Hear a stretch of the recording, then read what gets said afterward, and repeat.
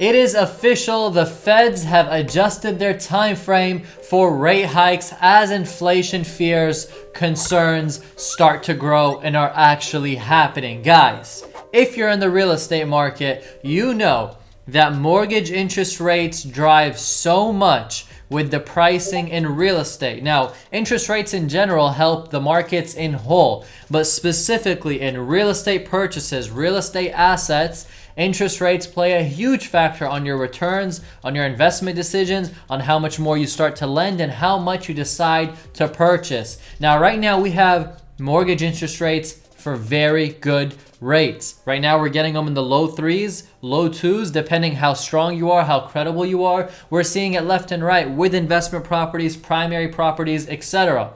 But here's the thing. How long are they going to stay low? How long will the Feds be able to maintain it as inflation starts to rise? In this video, I'm going to talk to you just about that, so let's get started. Now, as we all know, interest rates are beautiful when they're low, and they're very ugly when they're high. And as we all know, inflation is a fear for me, a fear for you, a fear for gas prices going up, that loaf of bread going up, those eggs and milk going up, car prices going up.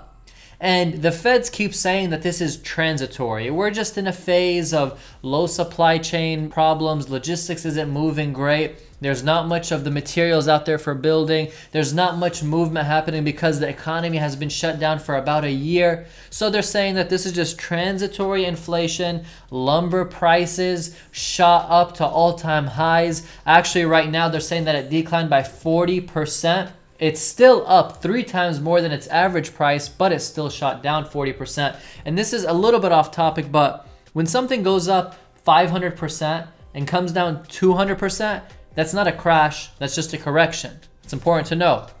So lumber prices going up so much and then dipping now 40%, it's still up 60% from the normal, right? So that being said, we're seeing all these prices going up, and then the Feds say that it's just transitory inflation. It's not real, it's not here to stay. Once things pick back up, it's going to be okay and it's going to be cool. Now, we are seeing lumber prices start to go down, and that's kind of making the statement the Feds say true, because it was transitory, because there wasn't that much lumber, there was supply chain problems, etc. But now that they're catching up, the prices are going back down to normal. That makes us feel a bit comfortable.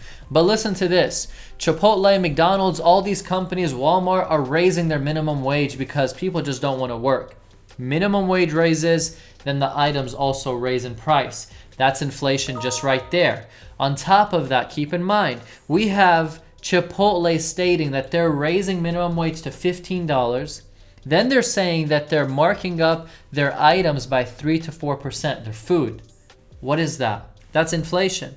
That's an indirect inflation, a direct inflation, whatever you want to call it, that's raising the food. Now, you might say because they're raising the minimum wage, they're going to do that. Yeah, but raising minimum wage shouldn't affect us who are coming as consumers, but in fact it is, because the bottom line is going to look ugly if the companies don't raise their food costs or their sales or whatever it might be for their products, so they can make more money to then compensate for the raise in the minimum wage that they've done. So all of this being said, we're hearing now that the Fed said that they're not going to be touching, or expect to not be touching, interest rates until 2024 and so forth, like 2024 and after.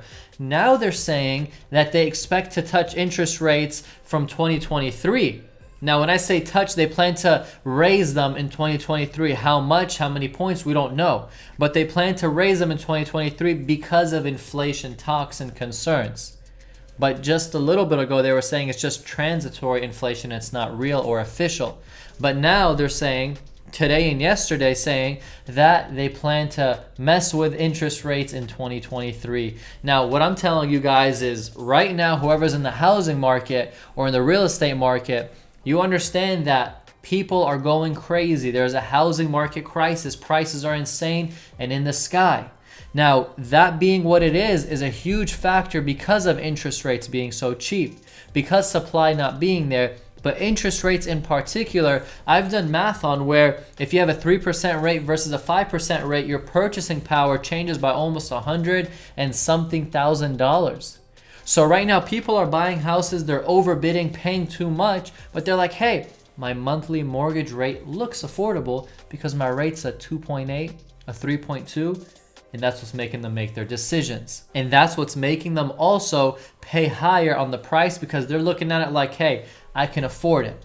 So right now what we're dealing with, guys, is the feds have announced that they plan to play with the interest rates in 2023, which means they're going to start moving them around. They said 2024, now it's 2023. They're also saying that inflation is transitory, but every single day we're seeing increases on certain products and certain items. And to me, transitory or not, whoever's living in today's world, we're getting hit hard. We're having to pay for this transitory market, if it even is transitory or if it's here to stay. I'm trying to do some developments and we're getting some massive margins by builders saying that they're going to have to margin X amount of money just because they don't know if the prices are going to keep going up or if they're going to stay the same, and they don't really know what's going to happen because of all this uncertainty. Who's paying the price? Me and you. Based off of what? Based off of them printing trillions and trillions of dollars to help stimulate the economy, which it did, but in fact it's now hurting the economy.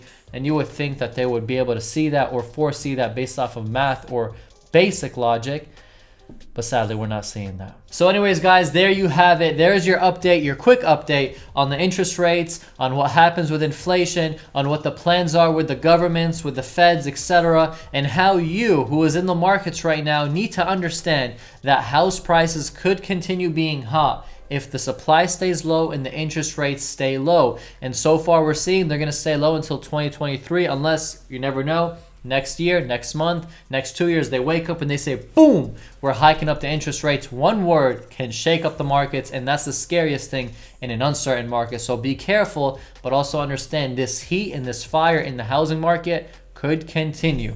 Anyways, guys, thank you so much for watching. If you got any value, hit the like button. If you enjoyed this type of content, subscribe. I upload 3 times every week, and I'll see you guys in the next video. I'm out.